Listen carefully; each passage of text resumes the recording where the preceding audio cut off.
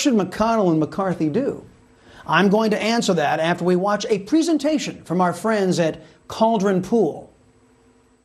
I just don't even know why there aren't uprisings all over the country, and maybe there will be. People need to start taking to the streets. This is a dictator. You know, there needs to be unrest in the streets for as long as there's unrest in our lives. Enemies of the state. Show me where it says that protests are supposed to be polite and peaceful.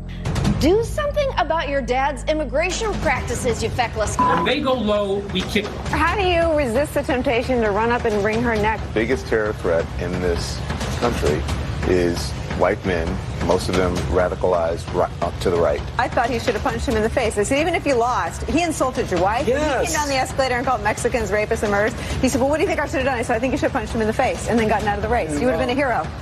I'd like to punch him in the face. I said if we were in high school, I'd take him behind the gym and beat the hell out of him. Punch some people in the face! When was the last time an actor assassinated a president? They're still going to have to go out and put a bullet in Donald Trump, and that's a fact. Look as his character is stabbed to death. Where is John Wilkes Booth when you need him? That's it right there. Pull it up. I have thought an awful lot about blowing up the White House. A Missouri state senator is under investigation by the Secret Service after saying she hopes President Trump is assassinated. I will go and take Trump out tonight. And if you see anybody from that cabinet in a restaurant, in a department store, at a gasoline station, you get out and you create a crowd. And you push back on them.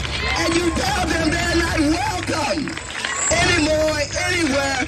And sadly, the domestic enemies to our voting system and our honoring our Constitution are right at 1600 Pennsylvania Avenue. They're not going to stop before Election Day in November, and they're not going to stop after Election Day. And that should be, everyone should take note of that on both levels, that this isn't, they're not going to let up, and they should not. If you think we're rallying now, you ain't seen nothing yet.